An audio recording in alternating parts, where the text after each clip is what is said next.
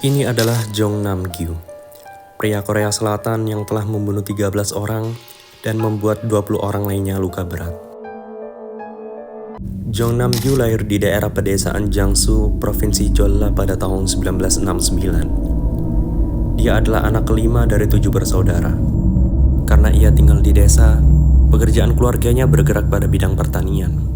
Setelah lulus SMP, dia tinggal sendirian di daerah Namwon sambil melanjutkan pendidikannya di SMA. Setelah lulus SMA, dia sempat bekerja di pabrik minum, tapi dia nggak mampu beradaptasi di lingkungan pekerjaannya. Akhirnya, dia pun keluar dan ganti pekerjaan. Selanjutnya, ia bekerja di lokasi konstruksi. Tapi nggak lama, dia juga keluar dari pekerjaan itu. Setelah semua itu berlalu, dia menjadi tentara, tetapi diberhentikan. Akhirnya, dia pun menganggur.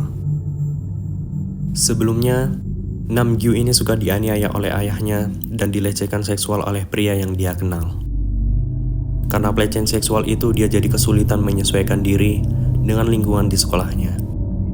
Waktu di SMA pun, dia mengalami tindak kekerasan dan intimidasi dari teman sekelas maupun senior di sekolahnya.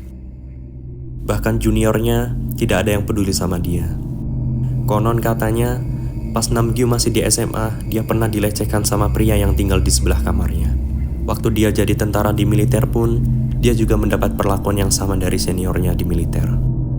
Diintimidasi, dianiaya, dan bahkan dilecehkan.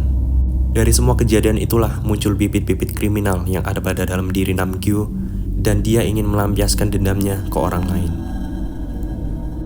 Pada bulan April 1989, Nam-gyu melakukan kejahatan untuk pertama kali. Dia melakukan perampokan yang dikategorikan sebagai perampokan berat, dan Nam-gyu pun dijatuhi hukuman 2,5 tahun penjara. Setelah itu, Nam-gyu masih mengulangi kejahatan yang sama, merampok, mencuri, dan ini terulang sampai 3 kali. 14 Januari 2004. Di daerah Bucheon, Seoul, terdapat anak laki-laki bernama Pak Yun berumur 13 tahun dan Lim 11 tahun yang sedang bermain sepak bola di lapangan kosong dilaporkan menghilang oleh orang tuanya. Polisi pada saat itu hanya menganggap bahwa anak-anak itu cuma kabur dari rumah. Tapi setelah 1 minggu, 2 anak itu tidak kunjung pulang. Polisi pun langsung mulai penyelidikan besar-besaran dan mulai bertanya ke teman-teman Yun dan Lim. Salah satu temannya berkata bahwa dia melihat Yun dan Lim mengikuti seorang pria berumur 30-an di minimarket dekat Universitas Katolik. Polisi pun langsung melakukan pencarian, tetapi tidak mendapatkan hasil apa-apa alias nihil. Polisi tidak juga menemukan tanda-tanda keberadaan Yun dan Lim. Akhirnya, 16 hari setelah mereka menghilang, di pinggiran Gunung Chungdoksan ditemukan mayat 2 anak laki-laki dalam kondisi yang mengenaskan. Setelah diidentifikasi, mereka adalah Yun dan Lim yang sudah lama hilang. Saat itu, tubuh Yun dalam keadaan terbaring, seluruh tubuhnya telanjang, dan jari-jarinya diikat beberapa kali dengan tali sepatu dan digantung di dahan pohon. Kemudian Lim yang lebih muda ditemukan 1 meter di samping Yun. Lim saat ditemukan hanya mengenakan pakaian dalam, tangan dan kakinya diikat dengan syal, dan tubuhnya ditutupi sweater. Terdapat beberapa goresan ranting pohon di tubuh Yun dan Lim. Jong Nam-gyu melecehkan 2 anak laki-laki itu dan membunuhnya dengan cara menginjak punggungnya dari belakang dan dicekik dengan syal. 6 Februari 2004. Di daerah Imundong, Seoul, ada seorang perempuan berumur 24 tahun bernama Jeonmu. Dia sedang dalam perjalanan untuk bekerja di sebuah toko pakaian, namun jam 7 malam, ia ditemukan meninggal karena ditusuk berkali-kali dengan pisau. Sebelumnya, kasus ini sempat diakui oleh pembunuh berantai yang bernama Hyu Yong-chol. Tetapi polisi tidak menemukan bukti yang kuat bahwa yang melakukan itu adalah Hyu Yong-chol. Hal ini dikarenakan informasi mengenai ciri-ciri korban yang diberikan Hyu Yong-chol berbeda dengan yang polisi temukan. Setelah Jong Nam-gyu tertangkap, baru kasus ini terpecahkan karena pengakuan dari Nam-gyu itu sendiri. Jong Nam-gyu yang teliti berjalan dengan melepas semua sol sepatunya agar tidak meninggalkan jejak. Dia pun tidak memiliki sebuah ponsel dan tidak membawa senjata apapun. Dia sebelumnya sudah menyiapkan senjata yang akan dipakainya untuk membunuh di dekat tempat target yang akan dibunuhnya. Dan Jong Nam-gyu melancarkan aksinya di wilayah yang ia kenal secara geografis, seperti di bagian barat daya Seoul dan utara Seoul. 10 Februari 2004. Son berumur 28 tahun yang sedang mengantarkan susu ditusuk hingga tewas oleh Nam Gyu di Gang Pasar Sanbong di Sanbong-dong, Seoul. Dia adalah seorang ibu rumah tangga yang membesarkan putrinya sendirian, menggantikan suaminya yang sakit. 1 kilometer dari tempat ini, pada 30 Mei 2005, Jong Nam Gyu juga membunuh pengantar susu bernama Kim, seorang perempuan berumur 44 tahun yang dibunuh secara brutal. Dia ditusuk di bagian leher dan perut oleh Nam Gyu. 22 April 2004. Kim, seorang mahasiswa 20 tahun yang sedang berjalan pulang ke rumahnya, ditusuk di bagian dada hingga tewas oleh Jong Nam Gyu. Sebelumnya, Nam Gyu mengikutinya sampai di depan rumahnya. Saat sudah di depan rumahnya, Nam Gyu langsung mengeksekusinya. 9 Mei 2004.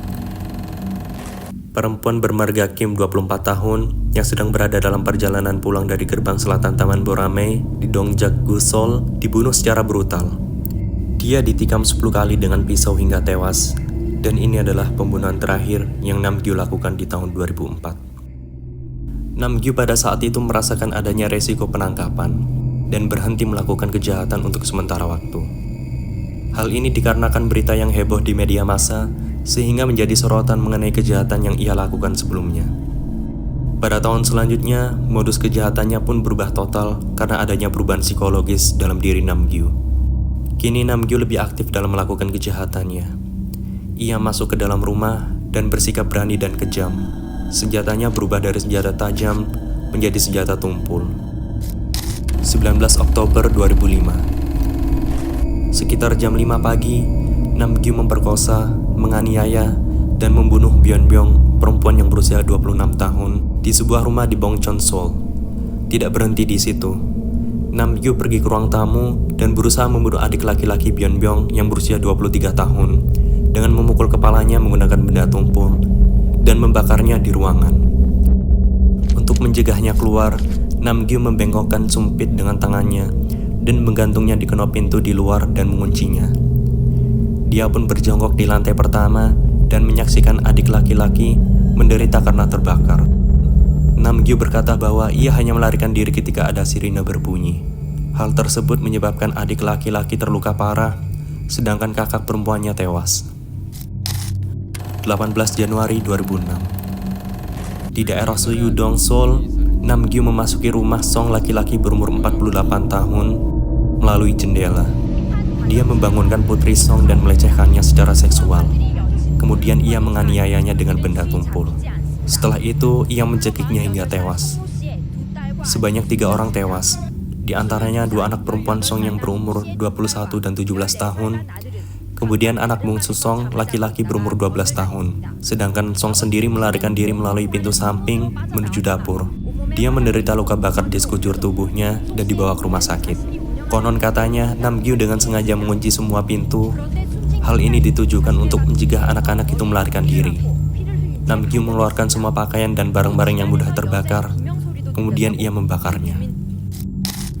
27 Maret 2006. Jong Nam Gyu memasuki rumah satu keluarga di daerah Bongchon dan memukuli 3 saudara perempuan yang sedang tidur menggunakan pipa besi, sehingga nyawa 2 dari 3 bersaudara itu melayang. 22 April 2006. Ini adalah akhir dari Jong Nam Gyu. Nam Gyu pada saat itu masuk ke rumah di daerah Singgil-dong. Dia menggeledah ruangan, tetapi dia hanya menemukan 1 sertifikat hadiah senilai 10.000 won. Dia pun marah dan menyerang seorang pria bermarga Kim berusia 24 tahun yang sedang tidur. Nam Gyu memukulnya, tetapi pria itu terbangun dan melawan.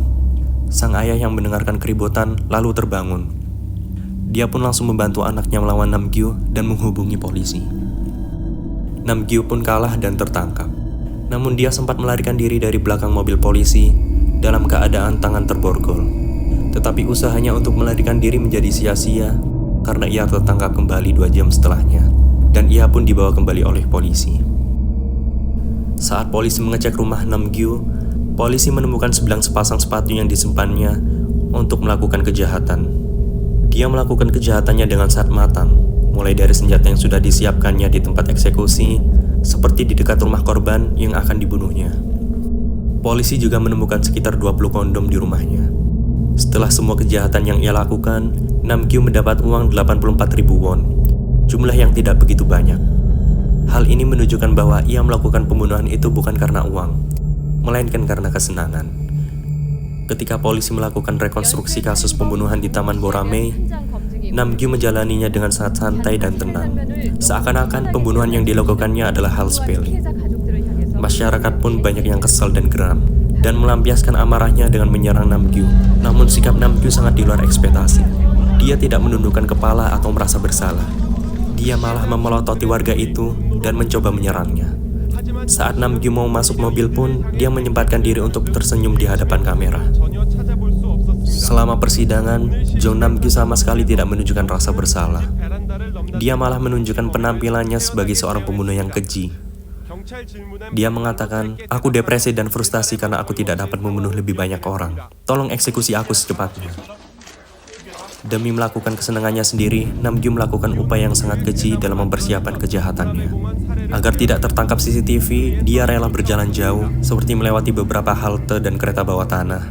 Dan agar lebih mudah melarikan diri, dia berlatih lari 10 km di taman bermain dekat kediamannya 3 kali dalam seminggu. Dan untuk memperkuat kekuatan fisiknya, dia melakukan angkat beban di dalam kamarnya. Ia pun rutin menonton acara informasi kesehatan dan mengatur informasi gizi dan menuliskannya di buku catatan. Bahkan, dia mengatur pola makan sendiri secara menyeluruh. Dia bahkan membuat rencana jangka panjang untuk membuat pembunuhan lebih mudah. Pada 12 April 2007, Jong Namgyu diadili dengan hukuman mati. Selagi menunggu datangnya eksekusi mati, dia dipenjara di kota Seoul. Setelah 3 tahun mendekam di penjara, tanggal 22 November 2009, Jong Namgyu melakukan pembunuhan untuk terakhir kalinya. Kini dia membunuh dirinya sendiri dengan cara gantung diri di sel tempat ia berada.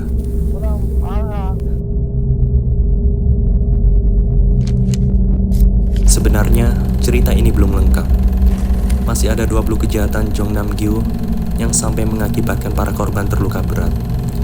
Jika kalian tertarik untuk mendengarkan cerita itu, beritahu aku dengan komen di bawah. Terima kasih sudah mendengarkan, dan sampai jumpa.